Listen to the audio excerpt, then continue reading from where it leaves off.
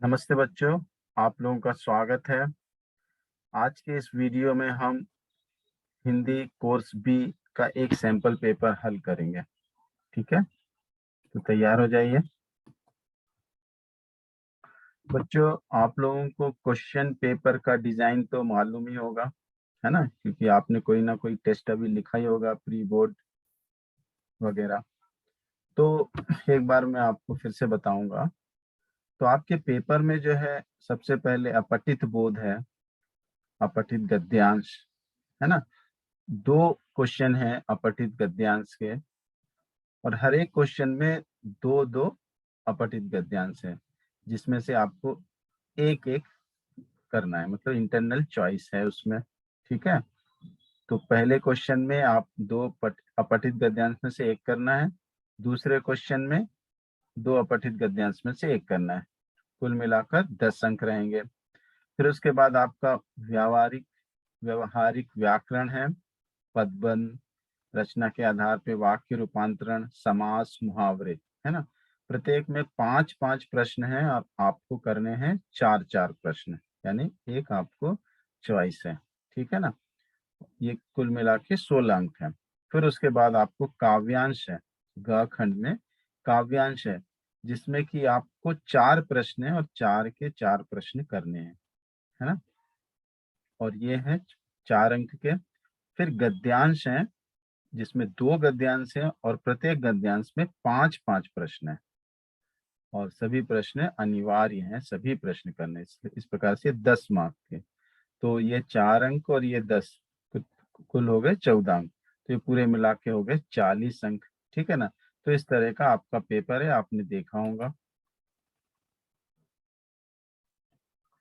बच्चों, पेपर ठीक से करने के लिए और अधिक से अधिक अंक प्राप्त करने के लिए टाइम मैनेजमेंट बहुत जरूरी है, कि कौन किस प्रश्न में आपको कितना समय देना है।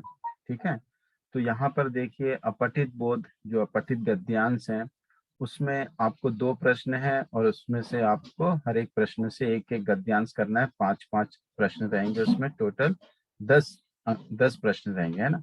उसमें आपको पूरा गद्यांश पढ़ना, समझना और प्रश्नों के उत्तर देने में जो है कम से कम हर एक प्रश्न के लिए 2-3 मिनट आपको लगेंगे। उस हिसाब से 25 मिनट में आपको गद्यांश पूरे करने पड़ेंगे, दोनों। और व्यवहारिक व्याकरण में आपको हर एक प्रश्न में 1 या 2 मिनट लेना पड़ेगा, और कुल मिलाकर आपको 20 मिनट लगेंगे उसमें। और पाठ्य पुस्तक जो पाठ है, जिसमें काव्यांश और गद्यांश आएगा, उसमें हर एक प्रश्न के लिए आपको 2 या 3 मिनट लगाने पड़ेंगे, है ना। और इस प्रकार से काव्यांश में 10 मिनट और 2 गद्यांश है उसमें 25 मिनट। तो इस तरह से आपको टाइम मैनेजमेंट करना पड़ेगा। पहले जो रीडिंग टाइम है वो तो 10 मिनट आपको मिलेंगे पढ़ने के लिए, है ना। बाकी जो 90 मिनट है उसको इस तरह से आप बांटने हैं। ठीक है, लेकिन मैं क्या कह रहा हूँ कि आपको जो अपठित बोध में सबसे ज्यादा समय लगने वाला है, और यही सबसे ज्यादा कठिन हिस्सा है आपके प्रश्न पत्र का। ध्यान दीजिए, अपठित बोध ही सबसे कठिन हिस्सा है आपके प्रश्न पत्र का। बाकी आप लोग आसानी से कर लोगे, और ये जो समय बताया है, इस समय से कम समय में कर लोगे, है ना। तो मैं समझता हूँ कि पहले आप जो है व्यवहारिक व्याकरण करें, उसके बाद पाठ्य पुस्तक का हिस्सा करें, और बाद में अपठित बोध, यानी इसमें जो भी आप समय बचा लेते हैं वो सारा समय अपठित बोध में लगाएं, क्योंकि इसमें आपको समय देना पड़ेगा। अगर पहले ही अपठित बोध करोगे तो शायद आप पर्याप्त समय नहीं दे पाओगे, घबराहट में कि और भी प्रश्न करने हैं। तो इसको पर्याप्त समय दोगे तो पूरे पूरे अंक आने के चांस हैं। अगर आपने ठीक से गद्यांश नहीं पढ़े और प्रश्नों के उत्तर दे दिए तो प्रश्न गलत भी हो सकते हैं। इसलिए मैं चाहता हूँ कि मैं समझता हूँ कि आप लोग पहले व्यवहारिक व्याकरण के प्रश्न हल करें, फिर पाठ्य पुस्तक के प्रश्न हल करें, और आखिरी में जो है गद्यांश के, और इसमें अधिक से अधिक समय दें, ताकि आपके सारे प्रश्नों के उत्तर सही हों। तो बच्चों, ये है आपका सैंपल पेपर। इसमें कुछ निर्देश दिए गए हैं, इसको आप जरूर पढ़ लीजिए। ठीक है, पेपर करने से पहले 10 मिनट जो आपको समय मिलता है उसमें निर्देश जरूर पढ़िए। इसमें 3 खंड हैं, क, है ना, आपको देखिए 3 खंड है, क ख ग, है ना। और खंड का में आपको 2 प्रश्न हैं और 20 उसमें उप प्रश्न है, यानी सब क्वेश्चन हैं। और उसमें आपको जो है कुल 10 प्रश्न करने हैं। और दूसरा खंड जो है जिसमें व्यवहारिक व्याकरण है उसमें 4 प्रश्न है। प्रत्येक प्रश्न में 5, एक प्रश्न में आपको 6 है, तो कुल मिला के 21 उप प्रश्न है, इसमें से 16 करना है ना। 5 जो है आप छोड़ सकते हैं, मतलब प्रत्येक प्रश्न में के एक एक क्वेश्चन छोड़ सकते हैं। खंड गा में जो है 3 प्रश्न है, काव्यांश का, गद्यांश का, और उसमें आपको सभी प्रश्नों के हल करने हैं। ठीक है, तो ये इन बातों का ध्यान दीजिए। तो हम करना शुरू करते हैं। मैंने जैसे कि कहा था कि अपठित गद्यांश को आप आखिरी में करें, पहले आप व्यवहारिक व्याकरण के प्रश्न हल करें। ठीक है, और जितना भी समय आखिरी में बचेगा हम अपठित गद्यांश को कर सकते हैं। तो पहले हम का व्यवहारिक व्याकरण में चलते हैं। ठीक है, तो व्यवहारिक व्याकरण करेंगे सबसे पहले हम। तो व्यवहारिक व्याकरण ये आ गया आपका खंड ख। तो सबसे पहले खंड ख ही करते हैं। 5 भागों में से किन्हीं 4 प्रश्नों के उत्तर लिखना है इधर। ठीक है, तो पहला प्रश्न देखिए क्या है। ततारा की तलवार एक विलक्षण रहस्य थी, इस वाक्य में संज्ञा पदबंध छाटिए। बहुत ही आसान है। तलवार एक, ये तो संज्ञा पदबंध नहीं है। ततारा की तलवार, ये हो सकता है ना। रहस्य थी, ये तो क्रिया है। विलक्षण रहस्य, ये भी संज्ञा पदबंध नहीं है, तो ये हो गया ख। ठीक है, तो हमारा संज्ञा पदबंध क्या है, ख। ओके ना। ये देखिए, तलवार, ततारा की तलवार। ओके, ततारा की तलवार संज्ञा पदबंध है क्योंकि ये पद समूह संज्ञा का बोध करा रहा है। ठीक है, आगे चलते हैं। कबूतर परेशानी से इधर उधर फड़फड़ा रहे थे, रेखांकित पदबंध का प्रकार। यहाँ पे जो इधर उधर वो रेखांकित है ना, तो ये उधर उधर फड़फड़ा रहे थे। तो क्रिया की विशेषता बता रहे कि क्रिया कैसे हो रही है। तो कौन बताता है ये, सर्वनाम, क्रिया, क्रिया विशेषण या विशेषण।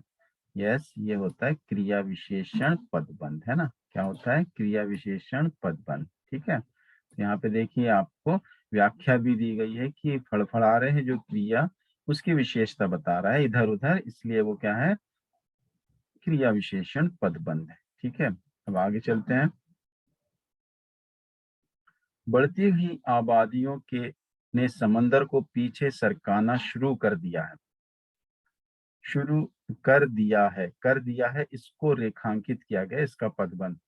तो मैंने हमेशा आपको इसके पहले जो वीडियो हमने कहूट में किए थे उसमें मैंने बताया आपको कि जो हमारा हिंदी का पदक्रम है, कर्ता कर्म क्रिया, है ना। तो क्रिया अंत में आती है कैसे भी पदक्रम में, तो यहाँ पर ये क्रिया पदबंध ही होना चाहिए, है ना। कर दिया है, ये क्रिया ही है, तो क्रिया पदबंध होगा ये। ठीक है ना, तो देखते हैं क्या है ये। यस, क्रिया पदबंध है ना। कौन सा पदबंध है, क्रिया। ये क्रिया पदबंध है क्योंकि यह पद समूह, रेखांकित पद समूह क्रिया का बोध करा रहा है। किसका बोध करा रहा है, क्रिया का। ठीक है, ततारा दिन भर के अथक परिश्रम के बाद समुद्र किनारे टहलने निकल पड़ा। परिश्रम के बाद, कब निकल पड़ा, परिश्रम के बाद निकल पड़ा। यानी यहाँ भी क्या बताया जा रहा है आपको, क्रिया की विशेषता की, क्रिया कब हुई, है ना। देखिए क्रिया कब हुई, परिश्रम के बाद, अथक परिश्रम के बाद हुई क्रिया। तो यहाँ पर क्या होना चाहिए, यस, क्रिया विशेषण पदबंध होना चाहिए। देखते हैं, यस, क्रिया विशेषण पदबंध है ये। ठीक है ना, कौन सा पदबंध है, क्रिया विशेषण पदबंध। ततारा एक नेक और मददगार व्यक्ति था, है ना। नेक और मददगार, या व्यक्ति जो शब्द है संज्ञा शब्द है, उसके बारे में बता रहा है, एक नेक और मददगार। तो संज्ञा के बारे में या संज्ञा की विशेषता कौन बताता है, यस, विशेषण बताता है। तो ये क्या हो गया, विशेषण पदबंध हो गया, है ना। कौन सा पदबंध है ये, विशेषण पदबंध। बहुत ही आसान प्रश्न है, जैसे कि मैंने कहा था निम्नलिखित 5 भागों में से, तो हमने तो पदबंध के सारे प्रश्न कर लिए, ठीक है। 4 करने थे, हमने सारे कर लिए, कोई बात नहीं। आप जो आपको सही दिखते हैं, आप जिसमें पूर्ण विश्वास है आपको कि ये सही है, वो 4 ही कीजिए आप, ठीक है। अगर एक्स्ट्रा करना चाहते हैं तो नेगेटिव मार्किंग तो नहीं है, लेकिन अपने शिक्षक से पूछ कर ही कीजिए कि कर सकते हैं या नहीं, ठीक है। निम्नलिखित 5 भागों में से किन्हीं 4 प्रश्नों के सही उत्तर वाले विकल्प चुनिए। बड़े भाई साहब ने भी उसी उम्र में पढ़ना शुरू किया था जब मैंने शुरू किया था। रचना की दृष्टि से वाक्य है, तो हमको रचना की दृष्टि से ही वाक्य का प्रकार बताना है। तो ये वाक्य किस तरह का है, देखिए यहाँ पर जो है जब जो है समुच्चय बोधक अव्यय कंजक्शन आ रहा है, तो मैंने जैसे कि कहा था कि अगर आप समुच्चय बोधक अव्यय याद रखें कि संयुक्त वाक्य में कौन से समुच्चय बोधक अव्यय हैं, मिश्र वाक्य में कौन से समुच्चय बोधक अव्यय हैं और सरल वाक्य में, तो आपको जो है वाक्य पहचानने में आसानी होगी। मेरे वीडियोस में आपने देखा होगा। तो यहाँ जब के लिए मैंने बताया था कि ये मिश्रित वाक्य में होता है ना। मिश्रित वाक्य में जो है जब, की, है ना, जैसे ही, वैसे ही, ठीक है, ये ताकि, तो ये जो है समुच्चय बोधक अव्यय वो मिश्रित वाक्य में होते, तो मिश्रित वाक्य होना चाहिए। यस, देखते हैं हम मिश्रित वाक्य है या नहीं। सरल वाक्य दिया हुआ है, ये सरल वाक्य है क्या? नहीं, ये सरल वाक्य नहीं है। ये कौन सा है? मिश्रित वाक्य। कौन सा वाक्य? मिश्रित वाक्य। इधर गलत ऑप्शन दिया हुआ है। तो जब आप कोई पुस्तक पढ़ रहे हो तो आपको अपनी बुद्धि भी लगानी चाहिए, है ना। कई बार जो है 1-2 ऑप्शन इस तरह से गलती से दे दिए जाते हैं, लेकिन यहाँ एक्सप्लेनेशन देखिए बिल्कुल सही दिया हुआ है। इस वाक्य में 2 उपवाक्य, इस वाक्य में 2 उपवाक्यों को जब और तब शब्दों की सहायता से इस प्रकार मिलाया गया है। इस प्रकार प्रधान और दूसरा आश्रित बन गया है, अतः यह मिश्र वाक्य है ना। तो यहाँ पे गलती से दे दिया गया है, कोई बात नहीं। आगे बढ़ते हैं अगले प्रश्न के तरफ, ठीक है। वामिरो कुछ सचेत हुई और घर की तरफ दौड़ी। इस संयुक्त वाक्य को परिवर्तित करने पर सरल वाक्य बनाना है आपको। तो वामिरो कुछ सचेत हुई और घर की तरफ दौड़ी, क्या बनेगा? जैसे वैसे से तो मिश्रित बनता है ना, और है तो ये तो संयुक्त हो गया। वामिरो कुछ सचेत होने पर घर की तरफ, ये लग रहा है। आगे का एक और ऑप्शन देख लेते हैं। सचेत, सचेत वामिरो हुई, तथा भी जो है संयुक्त वाक्य में आता, तो हमें यही ऑप्शन सही लग रहा है। देखते हैं। यस, वामिरो कुछ सचेत होने पर घर की तरफ दौड़ी, बिल्कुल सही जवाब है ना। तो और योजक शब्द घटाने पर वह सरल वाक्य बन गया है। और को हमने निकाला और जो है उसको जो है सरल वाक्य हमने बनाया। आगे चलते हैं। अभी निम्नलिखित वाक्यों में मिश्र वाक्य है। तीसरा प्रश्न है वाक्य से कि मिश्र वाक्य बताना आपको। तो इसके अगर आपको समुच्चय बोधक मालूम है, कंजक्शन मालूम है, तो आप बता सकते हो। मेरे और भाई साहब, ये तो नहीं है। कुछ तो ये भी नहीं दिख रहा है। जब से माता जी ने प्रबंध अपने हाथ में लिया तब से ये दिख रहा है मुझे, है ना। बाकी तो मिश्रित वाक्य किसी प्रकार के हमको शंका नहीं आ रही कि मिश्रित वाक्य है, बिल्कुल सही है। देखिए जब तब जो है मिश्रित वाक्य में ही आता है। अगले प्रश्न, चौथे प्रश्न की तरफ चलते हैं। सूर्य निकला और प्रकाश हो गया, रूपांतरित करने पर सरल वाक्य क्या होगा? बहुत ही आसान है। जैसे ही, ये तो मिश्रित वाक्य में आएगा। सूर्य निकलते ही प्रकाश हो गया, ये होना चाहिए, है ना। देखते हैं। जब तब है मिश्रित वाक्य, सूर्य निकला तब, ये भी नहीं होगा। तो इस तरह से ये वाला वाक्य होना चाहिए सरल वाक्य। देखते हैं हम। यस, सूर्य निकलते ही प्रकाश हो गया, किसी तरह का कोई समुच्चय बोधक नहीं आया है ना। उससे भी हम पहचान सकते हैं कि ये जो है सरल वाक्य होगा, है ना। तो इस तरह से आप जो है आसानी से पता कर सकते हो। कोई योजक शब्द प्रयुक्त नहीं हुआ है तो वो सरल वाक्य होता है। एक एक्स्ट्रा भी कर लेते हैं, ठीक है। लेकिन आप जो है अपनी कक्षा में जो टीचर उपस्थित हैं, इन्विजिलेटर, उनसे पूछ लीजिए कि एक्स्ट्रा कर सकते हैं या नहीं। वैसे नेगेटिव मार्किंग नहीं है तो कर सकते हैं। फिर भी इसकी जानकारी आप अपने अध्यापक से जरूर लीजिए और उसके बाद ही कीजिए कक्षा के समय। अभी सभी जानकारियां ठीक से पता नहीं है सभी को, इसलिए परीक्षा हॉल में आप देखिए, एक्स्ट्रा आप टिक कर सकते हैं तो कीजिए, अगर नहीं कर सकते तो 4 जो आपको बिल्कुल सही दिखते हैं वही कीजिए, ठीक है। एक जमाना था कि लोग 8वां दर्जा पास करके नायब तहसीलदार हो जाते थे। रचना की दृष्टि से वाक्य क्या है? देखिए, जब भी आपको ये दिखता है आपको कि, काम में छोटी की मात्रा की, ये होता है दैट, इंग्लिश का दैट। की नहीं, थोड़े बच्चे जो है इस ये समझते हैं ये तो ऑफ है ना, एपोस्ट्रोफी ऐसे, और ऑफ के लिए ये की, ये वाला की नहीं। आपको का में छोटी की मात्रा की ये दिखता है तो डेफिनेटली 100% वो मिश्र वाक्य ही होता है। इस बात को आप याद रखिए, हमेशा वो क्या होता है, मिश्र वाक्य ही होता है। इस बात को याद रखिए हमेशा, जब वाक्य मिश्र वाक्य बनाना हो या फिर आपको जो मिश्र वाक्य पहचानना हो, इस की का उपयोग आप जरूरत के अनुसार कर सकते हैं, ठीक है। तो ये आपके हो गए वाक्य से संबंधित प्रश्न। आप देखते हैं कौन से प्रश्न है नेक्स्ट। अब आपके हैं मुहावरों, सॉरी, समास से संबंधित प्रश्न है ना, समास और समास विग्रह। तो उसमें भी आपको, इसमें 6 प्रश्न दिया गया है समास में आपको, उसमें से आपको 4 करने हैं, ठीक है। इसलिए तो इस खंड में 21 प्रश्न है, ठीक है। तो इसमें 6 दिए गए हैं और 4 करना है। गुरु दक्षिणा शब्द, ये चीजें आपको बहुत अच्छे से पढ़नी चाहिए कि क्या इंफॉर्मेशन दे रहे हैं, उसी अनुसार करना चाहिए, ठीक है। और कुछ और भी दे सकते, ये तो मॉडल पेपर है, सैंपल पेपर है, ऐसा ही होना चाहिए। 5 प्रश्न भी दे सकता है, 5 में से 4 करो, तो इसलिए आप जो है ध्यान दीजिए इस बात को। यहाँ 6 दिए हैं, आपको 4 करना है। गुरु दक्षिणा शब्द के सही विग्रह का चयन कीजिए, विग्रह करना है समास का। तो गुरु दक्षिणा, तो गुरु से दक्षिणा नहीं, गुरु का दक्षिणा ये नहीं, गुरु की दक्षिणा नहीं, गुरु के लिए दक्षिणा होती है ना, है ना। गुरु के लिए संप्रदान तत्पुरुष होता है, ठीक है, गुरु के लिए दक्षिणा, ठीक है, गुरु के लिए दक्षिणा, बिल्कुल सही। नेक्स्ट है यथा समय शब्द किस समास, यथा समय, यथा संभव, यथा शीघ्र, यथा से शुरू हो रहा है, यथा अव्यय है, तो अव्यय है और ये पूरा शब्द समस्त पद भी अव्यय है, तो कौन सा समास हो गया, साधारण सी बात है ना, अव्ययी भाव समास हो गया। सारे गुण उसमें मिल रहे हैं ना, सारे जो बातें हैं वो सभी मिल रही हैं परिभाषा की, तो ये अव्ययी समास हो गया। अगला प्रश्न है अष्टाध्यायी, अष्टाध्यायी शब्द के लिए सही समास विग्रह चयन कीजिए।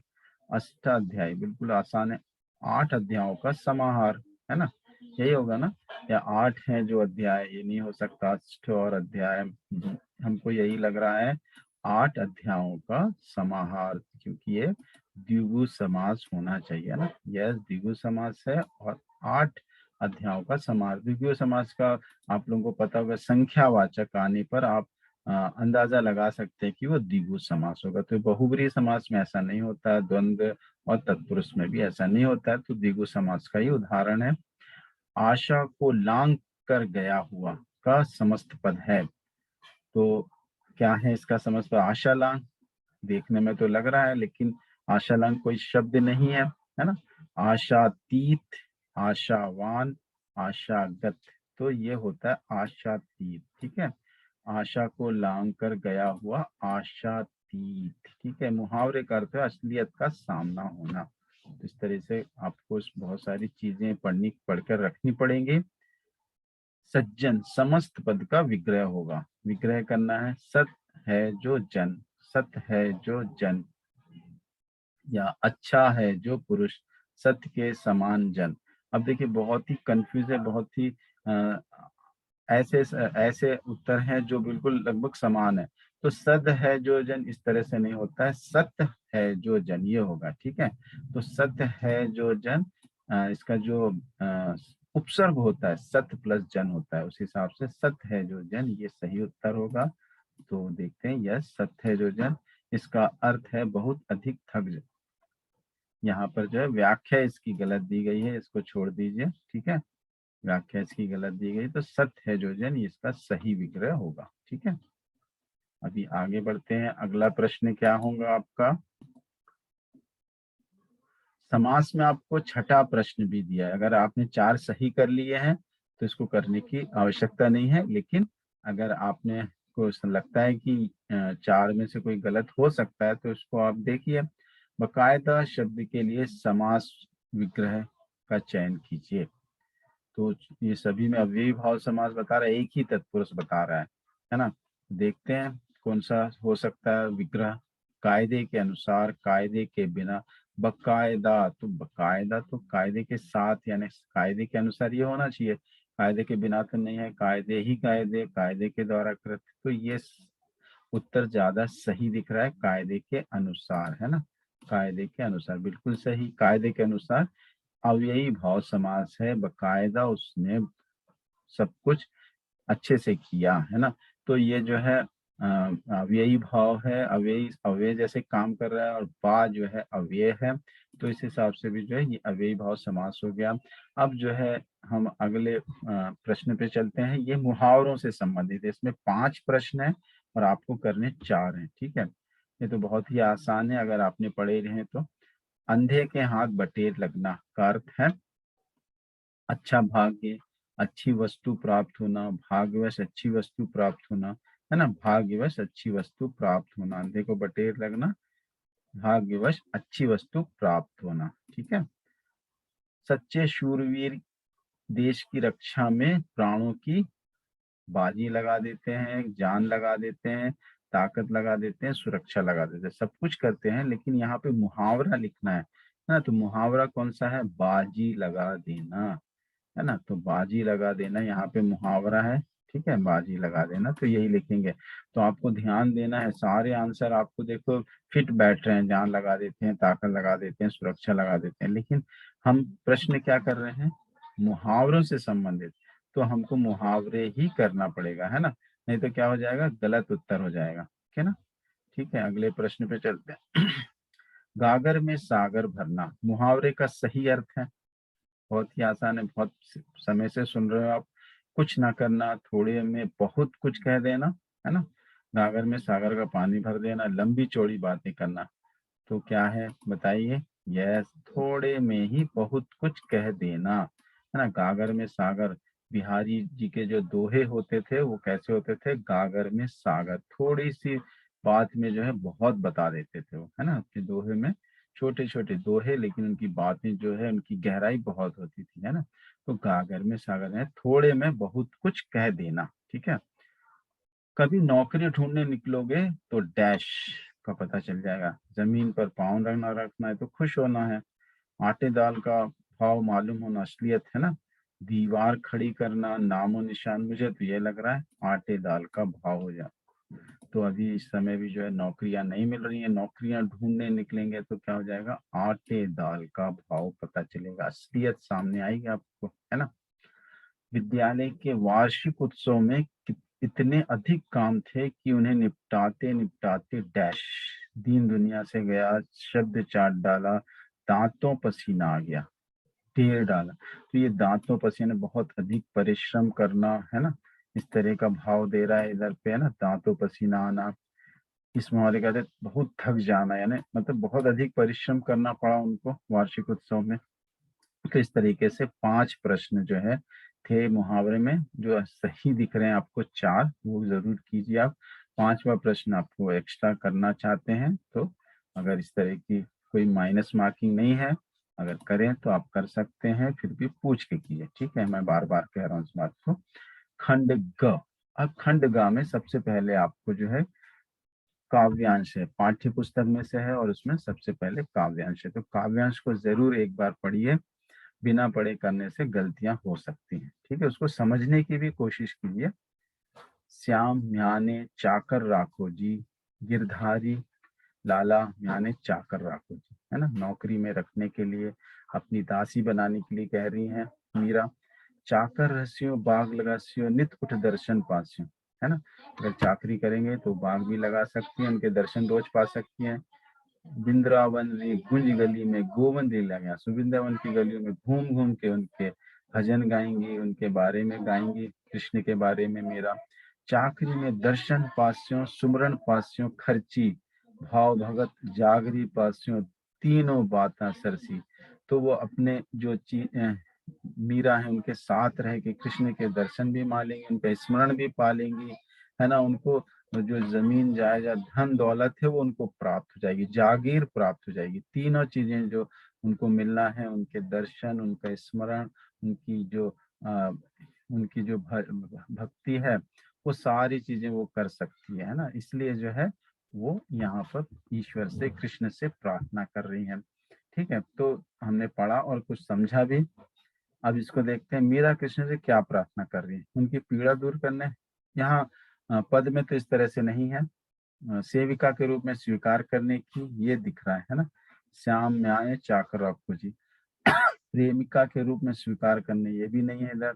उन्हें अपने पास रखने की, ये भी नहीं है। तो हमको तो लगता है ये होना चाहिए पद के अनुसार, है ना। चाकर रखने के लिए कह रही हैं, तो बिल्कुल सही होगा ये क्या। हाँ, तो कृष्ण की सेविका बनकर मीरा भी सभी इच्छाएं पूर्ण हो जाएंगी। तो कृष्ण की जो है सेविका बनना चाहती हूँ। अगला प्रश्न, कृष्ण की सेविका बनकर मीरा क्या करना चाहती है। बाग सजाना, दर्शन करना, गीत गाना, है ना। प्रशंसा के गीत गाना और गोकुल में रहना, ये तो पद में नहीं दिया है। रोज उठकर उनके दर्शन करना और रोना, ये भी नहीं दिया है। उनकी याद में रोना, दर्शन करना, गीत गाना। तो आपने देखा कि पद में क्या दिया है, बाग लगास्यो नित उठ दर्शन पास्यो, वृंदावन की गूंज गली में गोविंद लीला गास्यो। गोविंद लीला, तो ये चीजें दिख रही ना, यही उत्तर होना चाहिए। बिल्कुल सही जवाब है, बाग लगाएंगी, बाग सजाएंगी, दर्शन करेंगे और गीत गाएंगी, है ना। मीरा वृंदावन की गलियों में कृष्ण से मिलना चाहती हैं, कृष्ण का गुणगान करना चाहती हैं, कृष्ण की उलाहना देना चाहती हैं, उनकी शिकायत करना चाहती हैं, कृष्ण की प्रतीक्षा करना चाहती हैं। तो जहाँ पद में दिया है उस हिसाब से अब देखें तो क्या होगा, वृंदावन कुंज गली में गोविंद लीला गास्यों, है ना। तो यहाँ पर तो गाने वाली बात हो रही है, तो यही होना चाहिए। यस, है ना। देखिए यहाँ पर कृष्ण का गुणगान करना चाहती है, कृष्ण का गुणगान करना चाहती है। तो एक बार आप जरूर इसको अच्छे से पढ़ना है, समझना है, और उसके बाद ही प्रश्नों में जाना है। प्रश्न को भी टैली करना है कि ये उत्तर सही है या नहीं। डायरेक्ट आप करेंगे तो हो सकता है गलत भी हो जाए, है ना। तो ये तो बहुत ही आसान है, मुझे लगता है आप कर सकते हैं आराम से। अभी जो है अगला प्रश्न, और एक प्रश्न है, चौथा प्रश्न, कृष्ण की भाव भक्ति में डूबना किसके समान है। सुख और वैभव के समान, मान सम्मान के समान, धन दौलत के समान, धन और सम्मान के समान। तो यहाँ पर जो पद में बताया गया है, देखिए, भाव जगत जागरी पास्यों तीनों बाता सरसों, जागीर पाने जैसा है। तो यहाँ पद के आधार पर ही हमको उत्तर लिखने होते हैं। तो धन दौलत के समान है ना। तो धन दौलत के समान है, मीरा बता रही है। ठीक है, अगर आप पद नहीं देखें तो शायद दूसरे उत्तर भी आप यहाँ पर लिख सकते हैं, इसलिए पद जरूर देखिए और उसके बाद ही उत्तर लिखिए। अब काव्यांश होने के बाद आपको गद्यांश है, गद्यांश पढ़िए ध्यान से और समझने की कोशिश कीजिए। ग्वालियर में हमारा एक मकान था, उस मकान के दालान में 2 रोशनदान थे, उसमें कबूतर के एक जोड़े ने घोंसला बना लिया था। एक बार बिल्ली ने उचक्कर 2 में से एक अंडा तोड़ दिया। मेरी माँ ने दुख देखा तो उसे दुख हुआ, उसने स्टूल पर चढ़कर दूसरे अंडे को बचाने की कोशिश की, लेकिन इस कोशिश में दूसरा अंडा उसी के हाथ से गिरकर टूट गया। कबूतर परेशानी में इधर उधर फड़फड़ा रहे थे। उनकी आंखों में दुख देखकर मेरी माँ की आंखों में आंसू आ गए। इस गुनाह को खुदा से माफ कराने के लिए उसने पूरे दिन का रोजा रखा। दिन भर कुछ खाया पिया नहीं, सिर्फ रोती रही और बार बार नमाज नमाज पढ़ पढ़कर खुदा से इस गलती को माफ करने की दुआ मांगती रही। बहुत ही आसान है, एक बार पढ़ोगे तो ही समझ में आ जाएगा, क्योंकि आप पाठ पढ़ चुके हो और समझ भी चुके हो, है ना। लेखक की माँ किस बात से दुखी थी। घर में कबूतरों ने घोंसला बना लिया था, कबूतरों के दोनों अंडे टूट गए थे, कबूतर अंडों को छोड़कर चले गए थे, या बिल्ली अंडों को खा गई थी।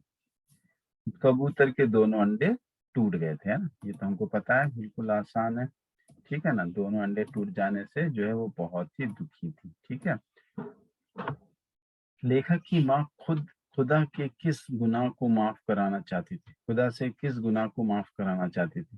पहला अंडा तोड़ने का गुनाह, या बिल्ली को मारने का गुनाह, दूसरा अंडा टूट जाने का गुनाह, या कबूतर का घोंसला तोड़ने का गुनाह। तो हमने जैसे पैरा में पढ़ा कि उनसे दूसरा अंडा टूट गया था, तो इस गुनाह को माफ कराना चाहती। पहला अंडा तो बिल्ली ने तोड़ा था, दूसरा अंडा उनसे टूट गया था, इसलिए ये उत्तर सही होगा, है ना। बहुत ही आसान है इसके प्रश्न। प्रस्तुत गद्यांश से पता चलता है कि लेखक की माँ अत्यधिक संवेदनशील थी, या स्वार्थी थी, सेल्फिश, कमजोर थी, या डरपोक थी। तो हमको लगता है कि इसका उत्तर होना चाहिए संवेदनशील थी, है ना। देखते हैं, मतलब दूसरों को देख के उनको दुख होता था, सिंपैथी करती थी, बिल्कुल सही। फिर प्रकृति व सभी छोटे बड़े जीव जंतुओं की कद्र करती थी, है ना। तो बिल्कुल सही उत्तर है।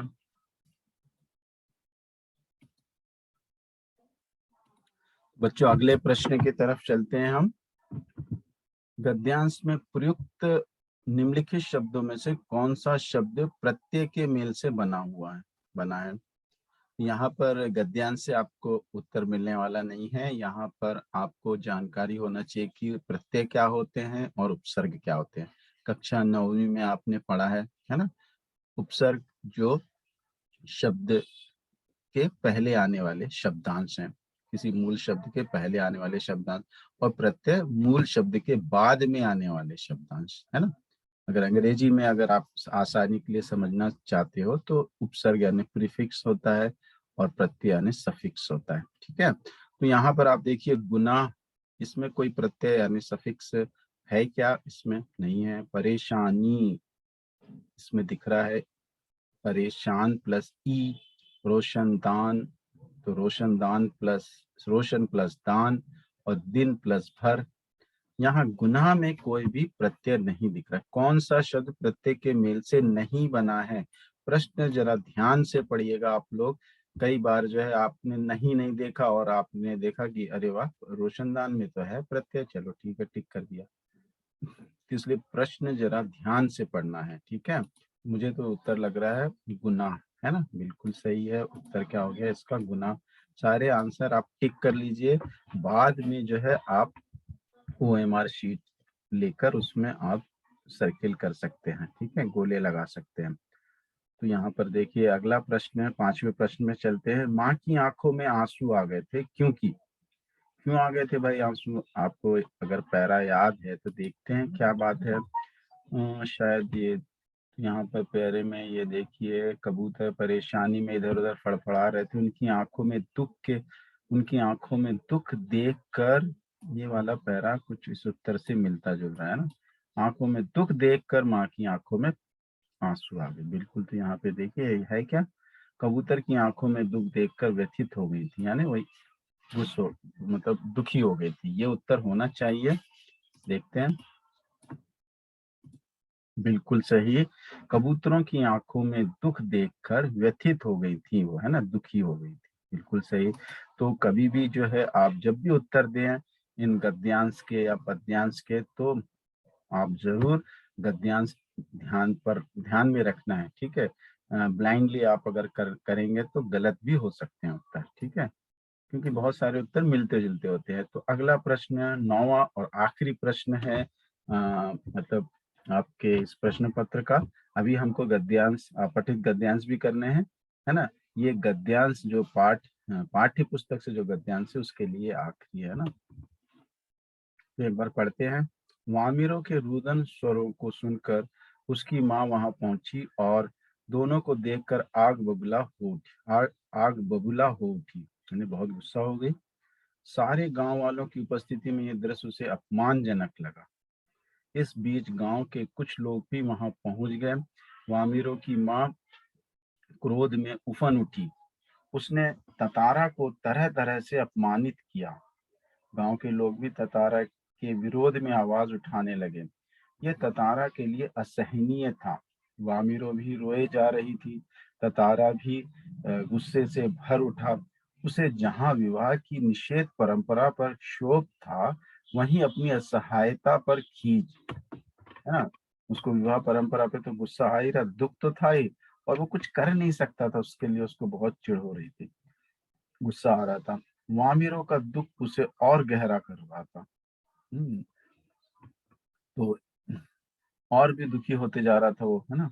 उसे मालूम ना था कि क्या कदम उठाना चाहिए। अनायास ही, अचानक ही उसका हाथ तलवार की मूठ पर जा टिका। उसने सोचा भी नहीं था, ऐसे ही चला गया, अनायास ही स्वतः ही चले गया उसका हाथ तलवार पे। क्रोध में तलवार निकाली और कुछ विचार करता रहा। क्रोध लगातार अग्नि की तरह बढ़ रहा था। लोग सहम उठे, डर गए। एक सन्नाटा सा खिंच गया, शांति हो गई चारों तरफ। जब कोई राह न सूझी तो क्रोध का शमन करने के लिए, अब वो क्रोध तो कहीं ना कहीं निकालना है ना, उसको शांत करना है। क्या करेगा, उसने शक्ति भर उसे धरती पे घोंप दिया, धरती पे लगा दिया तलवार, किसी को मारा नहीं उसने, है ना। और ताकत से उसे खींचने लगा। वह पसीने से नहा उठा, सब घबराए हुए थे। वह तलवार को अपनी तरफ खींचते खींचते दूर तक पहुंच गया। वह हाँफ रहा था। अचानक जहां तक लकीर खींच खिंच गई थी, वहां तक दरार होने लगी, मानो धरती दो टुकड़ों में बंटने लगी हो, है ना।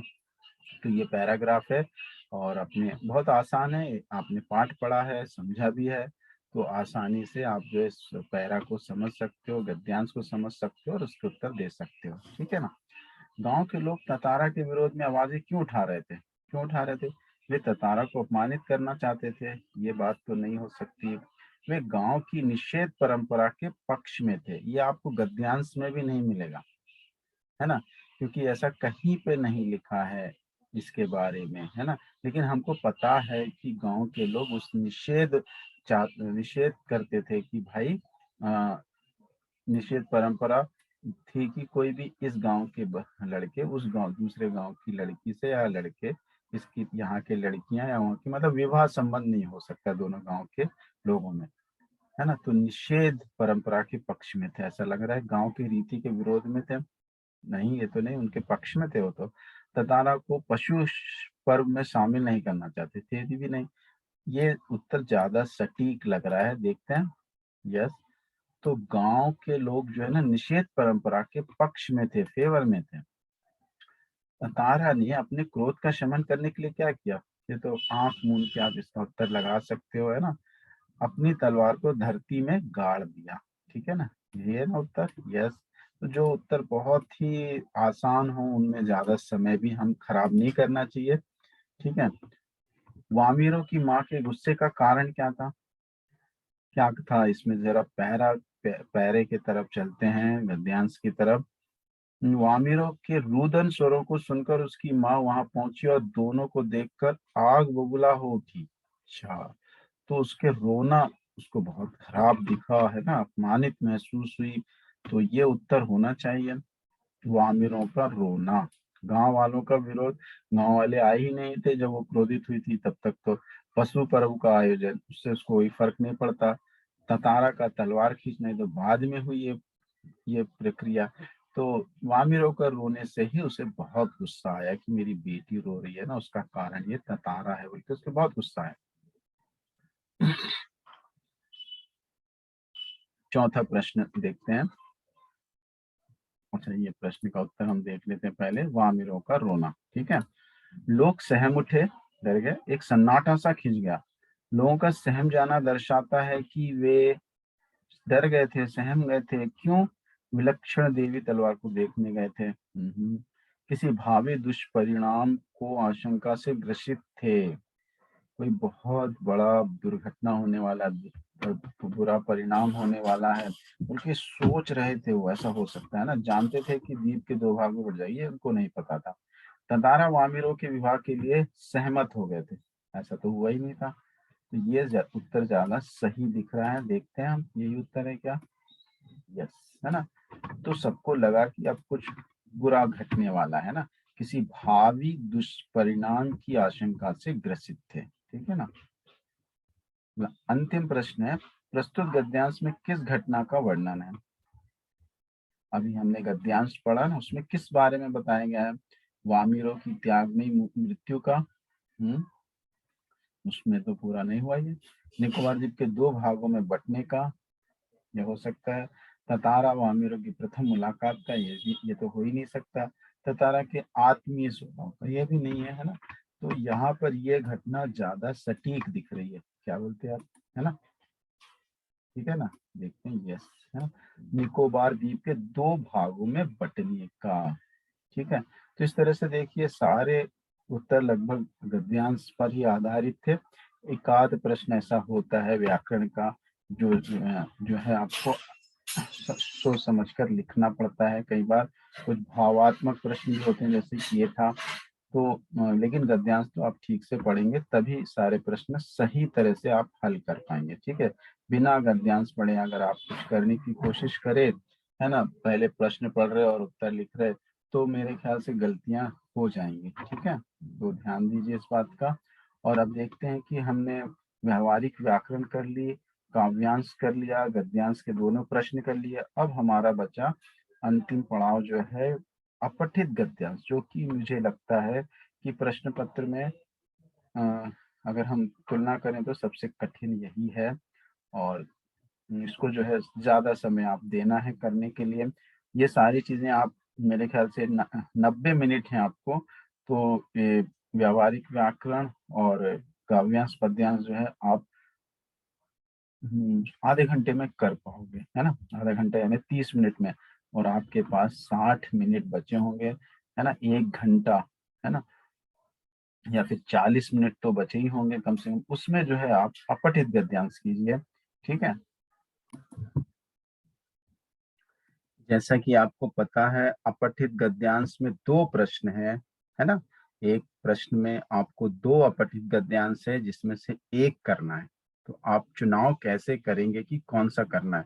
तो सबसे पहले आप गद्यांश को पढ़िए। आपको लगता है कि इसमें सारी चीजें आपको समझ में आ रही हैं, तो आप प्रश्नों की तरफ जाइए। अगर लगता है कि नहीं, कुछ समझ में नहीं आ रहा, थोड़ा कठिन है, तो फिर आप उस गद्यांश को छोड़ के अगले गद्यांश में जाइए। ठीक है, क्योंकि आपको एक ही ठीक से करना है ना, दोनों तो नहीं करने हैं। तो जो आपको गद्यांश लगता है कि नहीं बहुत आसानी समझ में आ जा रहा, वो वाला करें। ठीक है, तो सबसे पहली शर्त तो यही है कि आप गद्यांश को पढ़ें और उसका अर्थ, उसका भाव समझें। ठीक है, तो पहला गद्यांश हम पढ़ते हैं। अच्छा नागरिक बनने के लिए भारत के प्राचीन विचारकों ने कुछ नियमों का प्रावधान किया है, कुछ नियम बनाए हैं। इन नियमों में वाणी और व्यवहार की शुद्धि, कर्तव्य और अधिकार का समुचित निर्वाह, शुद्धतम पारस्परिक सद्भाव और सेवा की भावना आदि नियम बहुत महत्वपूर्ण माने गए हैं। ये सारी चीजें होना चाहिए एक अच्छे नागरिक में। समझ में आ रहा है ना? ये सभी नियम यदि एक व्यक्ति के चारित्रिक गुणों के रूप में भी अनिवार्य माने जाएं, तो उसका अपना जीवन सुखी और आनंदमय हो सकता है। तो अच्छा नागरिक बनने के लिए सारे गुण तो होने ही चाहिए, है ना। और उसका अच्छा नागरिक बन जाएगा, लेकिन उसका जो जीवन भी सुखी बन जाएगा अगर ये गुण है उसमें। शुद्धि, कर्तव्य और अधिकार का समुचित निर्वाह, शुद्धतम पारस्परिक सद्भाव और सेवा की भावना, है ना। सभी गुणों का विकास एक बालक में यदि उसकी बाल्यावस्था से ही किया जाए, तो वह अपने देश का श्रेष्ठ नागरिक बन सकता है ना। आप बच्चों में ही ये गुण अगर हम और आपके माता पिता अगर डालना शुरू कर दें, उनका निर्वाहन शुरू कर दें, तो आप एक अच्छे नागरिक बन जाएंगे। इन गुणों के कारण वह अपने परिवार, आस पड़ोस, विद्यालय में अपने सहपाठियों एवं अध्यापकों के प्रति यथोचित व्यवहार कर सकेगा, है ना। उसका व्यवहार भी अच्छा होगा अपने साथियों के साथ, माता पिता, भाई बंधु और अपने साथी, है ना, और उनके शिक्षक, सबके साथ उनका व्यवहार अच्छा हो सकता है। वाणी एवं व्यवहार की मधुरता सभी के लिए सुखदायक होती है, ये तो है ना। समाज में हार्दिक सद्भाव की वृद्धि करती है।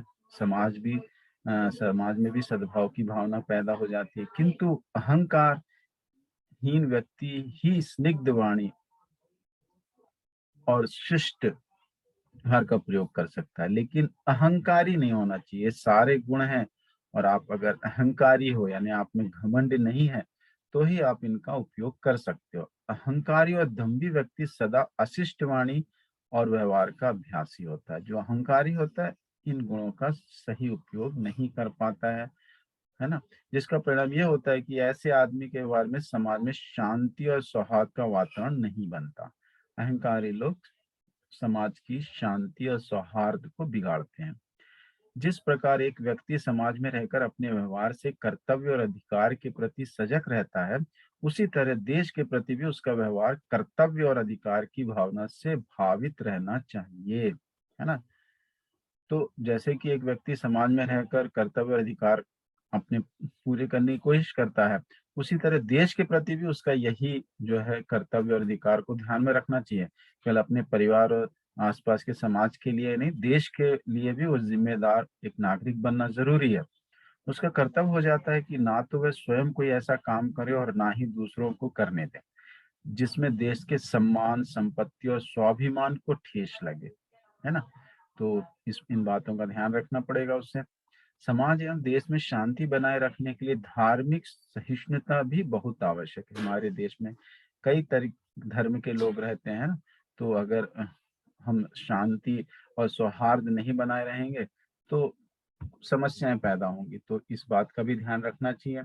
यह वृत्ति तभी आ सकती है जब व्यक्ति संतुलित व्यक्तित्व का हो। ये वृत्ति तभी आती है उसका व्यक्तित्व जो है संतुलित हो, बैलेंस हो, वह ज्यादा गुस्से वाला या नरम या फिर जल्दी से किसी बात को प्रतिक्रिया देने वाला, इस तरह का नहीं होना चाहिए। वह आंतरिक और बाहरी संघर्ष से परे सामाजिकता की अनुभूति से परिपूर्ण व्यक्तित्व होना चाहिए, है ना? आंतरिक और बाहरी संघर्ष तो चलते ही रहते हैं, है ना? अंदर और बाहर। इससे वो अछूता होना चाहिए, मतलब इनका उसके ऊपर फर्क नहीं पड़ना चाहिए और अपना व्यक्तित्व को संपूर्ण रखना चाहिए, परिपूर्ण रखना चाहिए। तो मुझे लगता है कि ये गद्यांश उतना कठिन नहीं है ना? अ, तो इसको करने में हमको आसानी हो सकती है। तो इस गद्यांश को कोशिश करते हैं हम, ठीक है? फिर अगले गद्यांश को भी देखेंगे। निम्नलिखित में से निर्देश अनुसार सर्वाधिक उपयुक्त विकल्पों का चयन कीजिए, ठीक है? तो यहाँ पर देखते हैं। लेकिन अगर आपको लगता है कि नहीं ये गद्यांश थोड़ा कठिन है और आप इसमें उत्तर देना मुश्किल होगा, तो आप अगले गद्यांश को भी देख लेना ही सही होगा, है ना? तो अगला गद्यांश क्या है देखिए। ये देखिए, बड़ा बनने के लिए हमें विशाल काम करने की जरूरत नहीं होती। ये भी थोड़ा आसान ही दिख रहा है ना? तो इसको अगर आप पढ़ना चाहते हैं तो पढ़ सकते हैं, ठीक है? लेकिन हम जो है बारी-बारी से एक-एक गद्यांश करेंगे। दूसरा गद्यांश भी मैं ज़रूर आपको समझाऊँगा, ठीक है? निम्नलिखित में निर्देशन सर्वाधिक उपयुक्त विकल्प की चयन कीजिए। गद्यांश के संदर्भ में अच्छा नागरिक बनने के लिए नियमों का प्रावधान आवश्यक है, क्योंकि यह नियम होना ज़रूरी है, क्योंकि यह स्वतंत्रता को बढ़ावा देता है। ये बात गद्यांश में नहीं की गई है, आपको याद होगा। व्यक्तित्व को निखार कर जीवन को आमोद प्रमोद से परिपूर्ण करता है ना? ये बात गद्यांश में बताई गई है, ठीक है? व्यक्तित्व को निखार कर क्या करता है, उसको सुखी और आनंदमय जीवन देता है ना? ये उत्तर हो सकता है। देखते हैं। व्यक्तित्व को निखार जीवन को सुख और मंगल कामना से परिपूर्ण करता है ना? सुख तो ठीक है, लेकिन मंगल कामना के बारे में नहीं बताया गया है। जो गद्यांश में वही करना है हमको, है ना? व्यक्तित्व को अहंकार, स्निग्ध वाणी और शिष्ट व्यवहार से परिपूर्ण करता है, ये भी गलत है। तो मुझे तो लगता है कि ये उत्तर होना चाहिए गद्यांश के आधार पर, ठीक है? बिल्कुल सही है। व्यक्तित्व यानी पर्सनालिटी को निखार कर जीवन को आमोद प्रमोद से यानी सुख से परिपूर्ण करता है, बिल्कुल सही। अगले प्रश्न पे चलते हैं। वाणी एवं व्यवहार की मधुरता सभी के लिए सुखदायक होती है, बिल्कुल सही। इस कथन के लिए उपयुक्त तर्क है। क्या इसके लिए तर्क दिया जा सकता है? देश के सम्मान, संपत्ति और स्वाभिमान को ठेस पहुंचती है, तो गलत है। देश व समाज में शांति और सौहार्द का वातावरण नहीं बनता, ऐसा तो नहीं हो सकता। कर्तव्य और अधिकार का समुचित निर्वाह बहुत आवश्यक है, ठीक है, लेकिन इस प्रश्न के लिए ये उत्तर नहीं हो सकता। समाज में हार्दिक सद्भाव की वृद्धि और सुख की प्रतिष्ठा होती, मुझे तो यही लगता है ना? देखते हैं।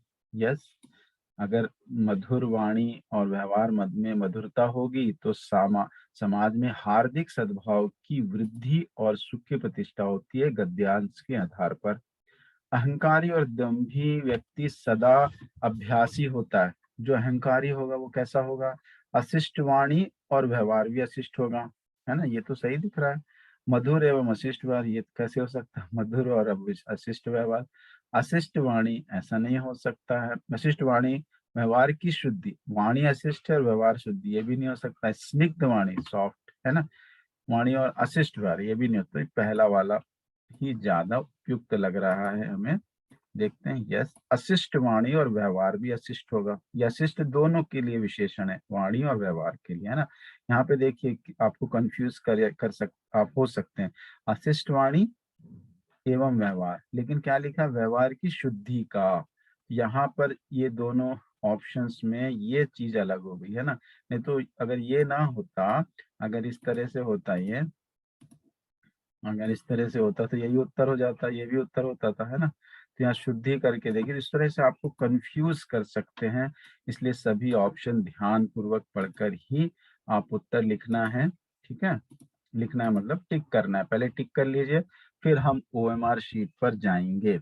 ओएमआर शीट के लिए भी कम से कम आपको जो है, अगर आप आखिरी में ओएमआर शीट कर रहे हैं तो आपके पास कम से कम 15 मिनट तो होना ही चाहिए। ठीक है, ठीक है, उससे कम समय में करने की कोशिश करोगे तो गलतियां हो सकती हैं। ठीक है, 15 से 20 मिनट जरूर होना चाहिए, समय लगता है ओएमआर शीट को कंप्लीट करने के लिए। हाँ, अगर आप साथ में ओएमआर शीट कर रहे हैं तो कोई बात नहीं, इसमें यहाँ टिक किया और फिर जाके ओएमआर शीट में भी जस्ट टिक कर दिया थोड़ा सा, बाद में आप सर्किल करते हैं, वैसा भी कर सकते हो, वो भी अच्छी आइडिया है।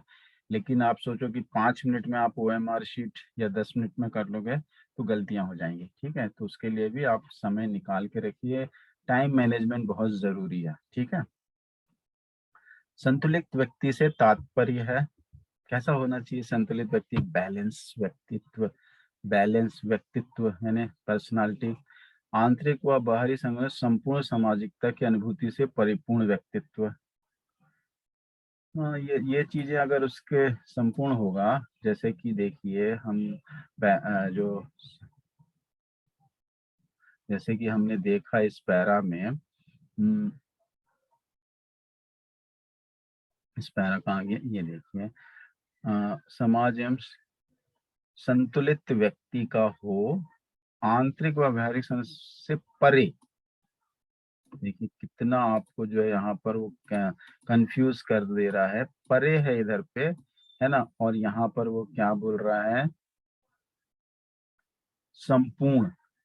आपको लगेगा कि यही उत्तर है ना? अगर आपने पैरा को नहीं देखा है ठीक से, गद्यांश को, है ना, तो ये उत्तर नहीं है। देश में पूर्णतः आदर्श नागरिक का व्यवहार करने वाला सुविधा है, ये तो है ही नहीं। आंतरिक व बाहरी संघर्ष से रहित, देखिए परे की जगह जगह उसने रहित दे दिया, दोनों का अर्थ समान ही है ना? तो आप यहाँ पर कंफ्यूज हो सकते हो। तो अर्थ आप लोगों को बहुत सारे शब्दों के मालूम होने चाहिए, है ना? तो आप बहुत समय से हिंदी पढ़ रहे हो तो बहुत सारे शब्दों के अर्थ मालूम ही होंगे, वोकेबलरी आपकी मजबूत होंगी। मैं हमेशा कहता हूँ कक्षा में कि जो है भाषा सीखना है, अंक अपने आप ही आते हैं। ठीक है, संपूर्ण सामाजिकता की अनुभूति से परिपूर्ण व्यक्तित्व, कर्तव्य और अधिकार के प्रति सजग रहने वाला भावुक प्रवृत्ति से परिपूर्ण व्यक्तित्व। तो ये उत्तर ज्यादा सही दिख रहा है, गद्यांश में भी दिया हुआ है, देखते हैं। बिल्कुल सही, आंतरिक व बाहरी संघर्ष से रहित, संपूर्ण सामाजिकता की अनुभूति से परिपूर्ण व्यक्तित्व। तो यहाँ देखिए गद्यांश में आप देखिए, है ना? परे, परे की जगह उसने रहित दे दिया है बस। ठीक है, तो इस बात का ध्यान देना है आपको, थोड़ा सा ट्विस्ट करेगा, है ना? आ, आपकी जो क्रिटिकल थिंकिंग है उसके बारे में भी टेस्ट चल रहा है, तो इन चीजों का ध्यान रख के ही आप जो है प्रश्नों को हल करना है। सीधे सीधे प्रश्न नहीं होंगे, कुछ ट्विस्टेड प्रश्न भी होंगे। धार्मिक सहिष्णुता, है ना, मतलब हर एक धर्म को आप सम्मान देना, वो जो भावना है स्थापना आवश्यक है, क्योंकि इससे क्या होता है? अधिकार और कर्तव्य विजय प्राप्त हो जाएगी, ऐसा तो नहीं लग रहा है ना? या फिर क्या होता है देखते हैं। देश की संपत्ति को नुकसान नहीं पहुंचेगा। ये तो है, लेकिन गद्यांश में क्या है? भारतीय संविधान की प्रतिष्ठा बनी रहेगी, ये भी है, लेकिन गद्यांश में समाज एवं देश में शांति व्यवस्था बनी रहेगी। तो गद्यांश के अनुसार समाज एवं देश में शांति व्यवस्था बनी रहेगी, ये बात कही गई है ना। तो हमको याद है गद्यांश, तो उस हिसाब से। नहीं तो देखिए, तीनों भी जो विकल्प थे उत्तर ही हैं वो। अगर आप गद्यांश पे आधारित अगर नहीं देखते हैं तो उत्तर ही है, लेकिन गद्यांश में दिया गया है कि शांति, देश में अच्छी व्यवस्था बनी रहेगी उसके आधार पर। तो यहाँ पे देखा आपने, तो किस तरीके से आपको जो है अपने प्रश्नों को हल करना है। ठीक है, तो अभी तो ये वाला प्रश्न हमने कर लिया। देखते हैं दूसरा वाला गद्यांश भी हम पढ़ते हैं।